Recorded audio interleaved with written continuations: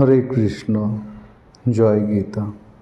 ইষ্ট এবং গুরুদেব ভগবানের চরণে প্রণাম জানিয়ে আজকের আলোচনা শুরু করছি। কর্মে সাফল্য না আসলে আমরা মনের জোর হারিয়ে ফেলি। অনেকে এতটাই ভেঙে পড়ি, হতাশ হয়ে যায় যে আর ঘুরে দাঁড়ানোর শক্তি পাই না। আসুন আমরা শ্রীমদ্ ভগবদ্গীতার আলোকে জেনে নিই কীভাবে কর্ম করলে আমাদের সফল হবার সম্ভাবনা বহু গুণ বেড়ে যাবে, কিংবা ব্যর্থ হলেও আবার কিভাবে আমরা ঘুরে দাঁড়াতে পারব। তবে তার আগে জেনে নিই, কর্ম কি আমাদের সকলকেই করতে হবে? এই ধরুন, যাদের প্রচুর অর্থ আছে, খাওয়া পড়ার অভাব নেই, তাদেরও কি কর্ম করার দরকার আছে? শ্রীমদ্ ভগবদ্গীতার 3য় অধ্যায়ে ভগবান বলছেন, না কর্মণা মনারম্ভান নষ্কর্মং পুরুষস্নুতে ন চ সন্ন সনাদেব সিদ্ধিং সমাধি গচ্ছতি। অর্থাৎ কর্ম না করলে মানুষের নষ্কর্ম সিদ্ধ হয় না। ভগবান একটি সহজ উদাহরণ দিয়েছেন। এই উদাহরণ দিয়ে ভগবান কর্মের গুরুত্বটা বুঝিয়েছেন। নিয়তম গুরু কর্মত্বং কর্মজয় কর্মণ শরীর যাত্রা পিচাতেন প্রসিদ্ধে দা কর্মণ। নিয়ত কর্ম অর্থাৎ শাস্ত্রসম্মত কর্ম করতে বলা হয়েছে। কর্ম না করলে দেহযাত্রা নির্বাহ হবে না। খাবার খেয়ে শরীরকে বাঁচিয়ে রাখতে হলেও তো খাদ্য গ্রহণরূপ কর্ম করতে হয়, তাই না? আপনি যদি কোনো কাজের মধ্যে না থাকেন, দেখবেন আপনার মনে নানা রকম দুশ্চিন্তা আসছে, নানা রকম ভয় জেগে যাচ্ছে। এইগুলো আপনাকে ডিপ্রেশনের দিকে নিয়ে যাবে। তাই সকলের কর্ম করা উচিত। তাছাড়া ভগবান অর্জুনকে কর্মের গুরুত্ব বোঝাতে গিয়ে বলেছেন, নমে পার্থাস্তি কর্তব্যং ত্রিষু লোকেষু কিঞ্চন নানা ব্যপ্তম অব্যপ্তম বা বর্ত এব চ কর্মণি। ত্রিলোকে আমার কোনো কর্তব্য কর্ম নেই, কারণ আমি পরমেশ্বর ভগবান। আমার আদেশে বিশ্ব ব্রহ্মাণ্ড চলছে, তবু আমি কর্তব্য কর্ম করি, বারবার অবতার নিয়ে পৃথিবীর ভার হরণ করি। একমাত্র তার কোনো কর্তব্য কর্ম নেই যিনি আত্মাতে রমণ করেন, ভগবত সাক্ষাৎ করে আত্মজ্ঞান লাভ করে আত্মতৃপ্ত। যস্মাৎ মরতি দেবস্যা আত্মতৃপ্তস্য মানবঃ আত্মন্যেব চ সন্তুষ্ট তস্য কার্যং ন বিদ্যতে। তাহলে কি দেখা যাচ্ছে? সেই আত্মজ্ঞানী মানুষ যিনি আত্মাতে রমণ করেন, খাবার পেলে খান, আবার না পেলে না খেয়েই থেকে যান, সেই মানুষের কোনো কর্তব্য কর্ম নেই। তবে সেই আত্মজ্ঞানী মহাপুরুষদের অনেকেই আবার সমাজ হিতে কর্ম করেন। তৈরি করে দিয়ে যান স্বামী বিবেকানন্দের মতো কর্মবীর, যারা পৃথিবীতে নিষ্কাম কর্মের বীজ বপন করে কর্মের স্রোত বইয়ে দিয়ে যান। তাহলে কি দেখা যাচ্ছে? কর্ম সকলকেই করতে হবে। সমগ্র গীতা শাস্ত্রে কর্ম করার ওপর জোর দেওয়া হয়েছে। তাই আমরা দেখি অর্জুনের মতো কর্মবীর যুদ্ধক্ষেত্রে আপনজনকে হত্যা করতে হবে বলে ভয় পেয়ে যখন বলছেন, বেপথস্তু শরীরে মে রোমহর্ষশ্চ জায়তে গান্ডীবং সংসতে হস্তাৎ তৎচৈব পরিদহতে। আমার শরীর কম্পিত হচ্ছে, গান্ডীব খসে পড়ছে, ত্বক জ্বলে যাচ্ছে। অর্থাৎ অর্জুন নার্ভাস হয়ে পড়েছেন। আচ্ছা, এরকম পরিস্থিতি কি আমাদের হয় না? কঠিন কাজে নেমে সাফল্য ব্যর্থতার কথা চিন্তা করতে করতে আমাদের মধ্যে এরকম একটা ভয় জেগে যায়, তাই তো? আমরা কাজটা করতে পারবো, সাফল্য আসবে তো? আমরা তখন ঘাবড়ে যাই, ভয় পেয়ে যাই। তখন কি হয়? তখন সেই কাজটা আমরা আর মন দিয়ে করতে পারি না। আর তখনই অর্জুন তথা আমাদের জন্য ভগবান বলে ওঠেন, যোগস্থ গুরু কর্মাণি সঙ্গং ত্যক্তা ধনঞ্জয় সিদ্ধা সিদ্ধ সমভূত্বা সমত্তং যোগ উচ্যতে। সাফল্য ব্যর্থতার কথা সব কিছু ভুলে গিয়ে তুমি যোগস্থ হয়ে কর্ম করো।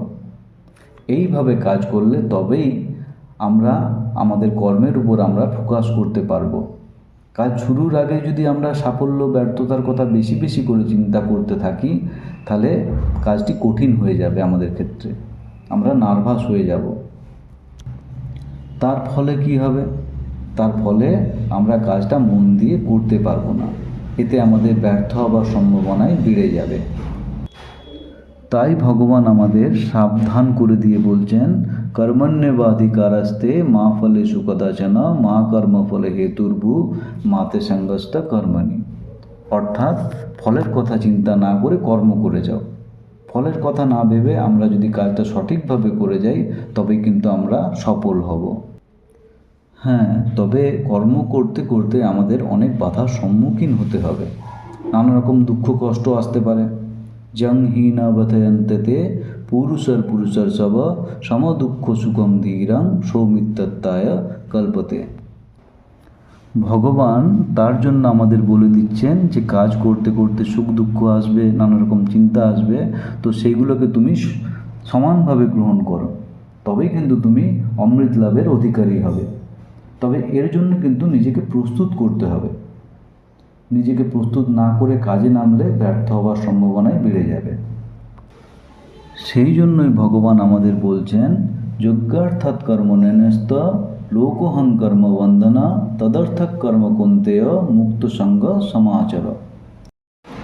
যজ্ঞ অর্থাৎ ভগবানের জন্য করা কর্মকেই বলা হয় যজ্ঞ।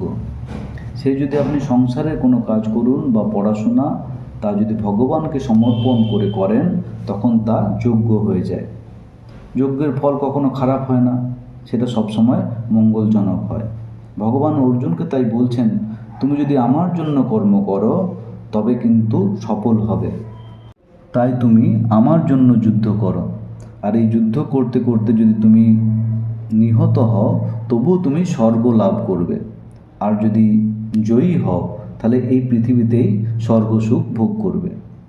তাহলে সব দিক থেকেই লাভ। যদি আমরা ভগবানের জন্য কর্ম করি তাতে কি হবে না, সব দিক থেকেই আমাদের লাভ হবে। তাই ভগবান যজ্ঞের কথা বলেছেন। তবে কোনো কাজকে যজ্ঞের স্তরে নিয়ে যেতে গেলে দরকার ইন্দ্রিয় সংযম, ব্রহ্মচর্য অর্থাৎ বীর্য না ক্ষয় করা। শরীরের সমস্ত ইন্দ্রিয়কে নিয়ন্ত্রণ করে ব্রহ্মচর্যের সাহায্যে মনকে কী করতে হবে না, একাগ্র করতে হবে। আর এর জন্য প্রয়োজন অভ্যাস। কারণ ভগবান নিজেও স্বীকার করে নিচ্ছেন যে মন অত্যন্ত চঞ্চল, দুর্দমনীয়। বাতাসকে যেমন রুদ্ধ করা যায় না, তেমনি মনকে স্থির করা, মনকে নিয়ন্ত্রণ করা খুব কঠিন। তবে সেটা কিন্তু অসম্ভব নয়।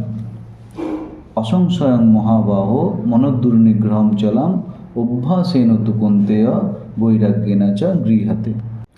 ভগবান তাহলে আমাদের উপায় বলে দিচ্ছেন কি না, অভ্যাস। অভ্যাস এবং বৈরাগ্যের সাহায্যে কিন্তু মনকে নিয়ন্ত্রণে আনা যায়, স্থির করা যায়। তাই আমাদের ভালো লাগুক আর না লাগুক প্রতিদিন আমাদের নাম জপ ও মেডিটেশন অভ্যাস করতে হবে। ওষুধ যেমন আমাদের খেতে ভালো লাগে না, কিন্তু এই ওষুধ আমাদের কি করে না, শরীরকে সুস্থ করে, তেমনি নাম জপ, মেডিটেশন, ভগবত চিন্তা আমাদের অসুস্থ মনকে সুস্থ করে তোলে, অস্থির মনকে স্থির করে। আর মন স্থির হলেই কিন্তু আমাদের কাজের একাগ্রতা বাড়বে, তখন কাজটি সঠিক হবে, আমাদের সুন্দরভাবে সম্পন্ন আমরা করতে পারবো কাজটিকে। তাই কাজটি শুরু হবার আগে বা কাজটি করতে করতে ফল চিন্তা নয়, কাজের সাফল্য ব্যর্থতাকেও মনে স্থান দেওয়ার দরকার নেই। মন আর ইন্দ্রিয়কে নিজের নিয়ন্ত্রণে এনে যজ্ঞের মতো করে একাগ্র চিত্তে কাজটি করে যেতে হবে। বাকিটা আপনি তার উপর ছেড়ে দিয়ে নিশ্চিন্ত থাকতে পারেন।